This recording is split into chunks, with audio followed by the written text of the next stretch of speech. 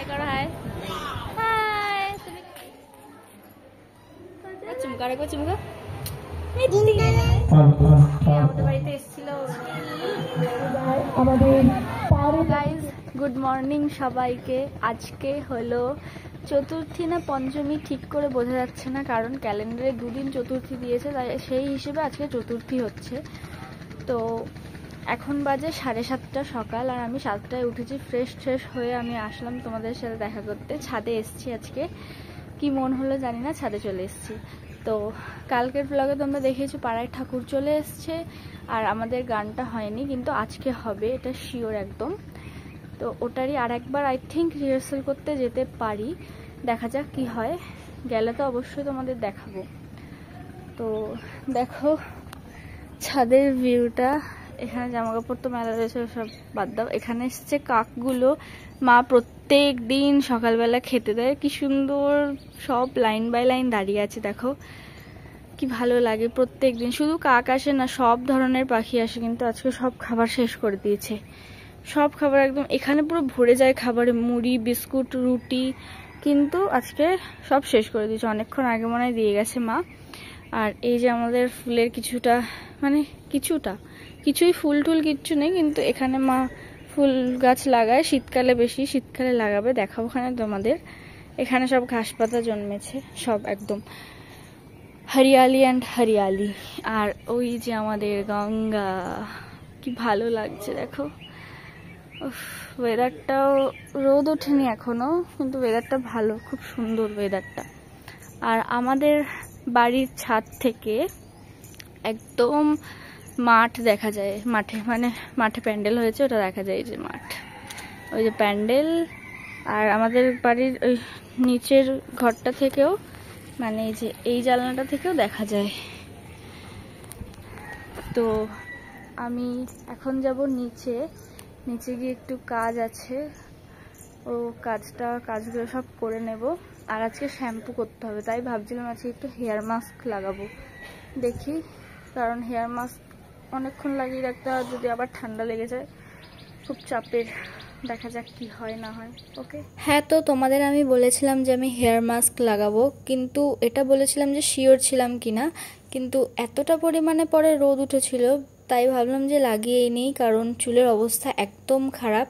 আর এই হেয়ার মাস্কটা যেটা আমি বানাই, যেটা আমি তোমাদের এর আগেও আমি শর্টসে দিয়েছি এটার কিভাবে বানাতে হয়, এটা ঘরে স্পা এরকম টাইপেরই, পুরো স্পায়েরই একদম, মানে ফিলিংস আসে, একদম সিল্কি হয়ে যায় চুল। আর কি বলবো, মানে প্রচণ্ড ভালো এইটা হেয়ার মাস্কটা। এটাকে আমি লাগানোর পরে প্রায় 30 মিনিট রাখার পরে দেন এটাকে ধুয়ে ফেলতে হবে, মানে শ্যাম্পু করে নিতে হবে। তো গাইজ আমার স্নান হয়ে গেছে, এই যে মাথায় জড়িয়ে রয়েছে আমি গামছা, কারণ আমি শ্যাম্পু করেছি আজকে। তো এরপরে আমি যাবো একটু রিহার্সালে শ্রেয়াদের বাড়িতে, মানে লাস্ট রিহার্সাল বলবো, রিহার্সাল হয়ে গেছে, কিন্তু আজকে আর একটা এক্সট্রা গান করতে হবে, তার জন্য একবার একটু দেখতে হবে ব্যাস। আর এখন আমি স্নান তো হয়ে গেছে, আর পুচকুর কাছে একটু বসে দেন যাব তারপরে। তো চলো, তাকাও এদিকে দেখা, হাই করো, হাই। তুমি কি খাচ্ছ? আমিও ছাতু খাবো এখন, ও ছাতু খাচ্ছে, তাই তো? খেয়ে নাও। এখন এসছি রিহার্সাল করতে।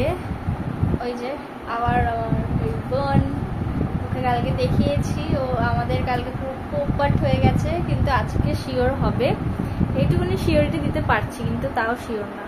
যাই হোক, তো এখন তো রিহার্সাল করা হয়ে গেছে, এবার বাড়ি যাবো একটু বাদে, তারপর একেবারে বিকেল। শ্রেয়াদের বাড়ি থেকে আমি বেরিয়ে গেছি, তো বাড়ি আসছিলাম, তখন আমি বাড়ি আসতে না আসতেই শুনি যে তোজোকে স্নান করিয়েছে।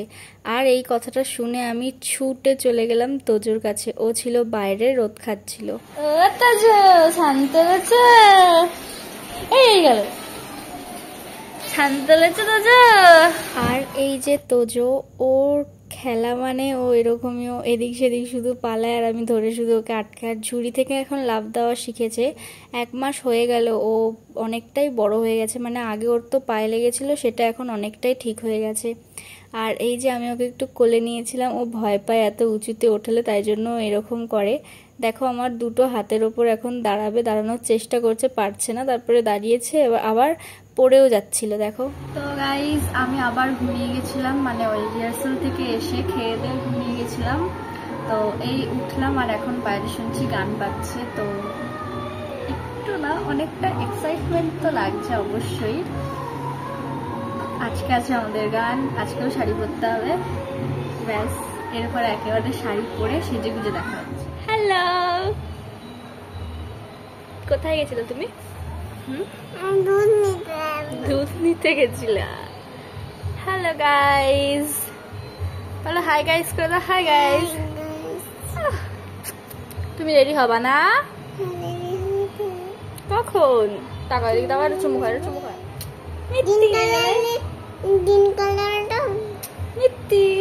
গাইজ আমি হয়ে গেছি রেডি, এখন আমি মাঠে যাব, পুরো আমি প্রপার রেডি হয়ে গেছি। আর শ্রেয়া এখনো আসেনি, ও সাজছে, একটু বাদেই শুরু হবে গান, আর যা যা হবে সব দেখাবো তোমাদের। তো চলো। আর আজকের ফুল লুক হলো আমার এটা, হলুদ শাড়ি, লাল ব্লাউজ, তার সাথে পুরো ব্লাউজে এমব্রয়ডারির কাজ। আজকে ছিল তো গান, তাই জন্য আবার শাড়ি পরতে হয়েছিল। আর দেখো মণ্ডপটা কি সুন্দর করে সাজিয়েছে, ফুল দিয়ে আলপনা দিয়েছে। আর তার মধ্যে ওরা আমাদের বাড়িতে এসেছিলো, আমি তো পুরো অবাক হয়ে গেছিলাম। ওরা আমার স্কুলের বোন, আর ও যে হোয়াইট কালারের টি শার্ট পরে রয়েছে, শার্ট পরে রয়েছে, ও আমাদের বাড়িতে আগে থেকে ছোটোবেলা থেকে আসতো, পাপার বন্ধুর ছেলে, মেয়ে ধর, যাই হোক। তারপরে এসেছিলো মহারাজ, তো গান হয়ে গেছে আমাদের। এখানেও একটা কথা বলি, গানটা ঠিক করে আমাদের হয়নি, আমরা মোট 7টা গান রেডি করেছিলাম, সেখানে মাত্র 2টো গান হয়েছে। তো খারাপ তো লেগেছে অবশ্যই, যাই হোক কিছু করার নেই। তারপর আমি প্রচণ্ড পরিমাণে বোর হচ্ছিলাম, তাই পা ঝোলাচ্ছিলাম আর ভিডিও করেছি। আর এখানে শুরু হয়ে গেছিলো নাচ হয়েছে কয়েকটা, মানে কয়েকটা না সরি, অনেক কটাই হয়েছে, কিন্তু আর নাচ অতটা দেখিনি, ভাল লাগছিল না, তাই আর কিছুই না। তারপরে বসেছিলাম, দেন ও কাকি আমাদেরকে দিল আইসক্রিম, আমরা আইসক্রিম খাচ্ছিলাম আর কথা বলছিলাম।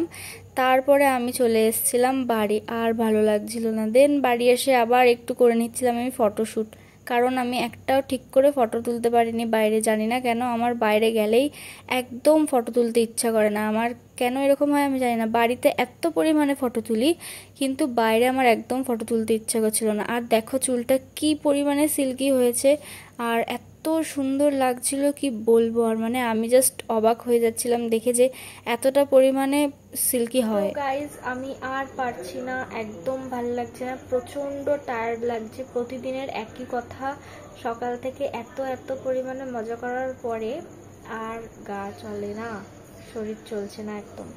বেশি কথা বলবো না, দেখা হচ্ছে কালকের ব্লগে।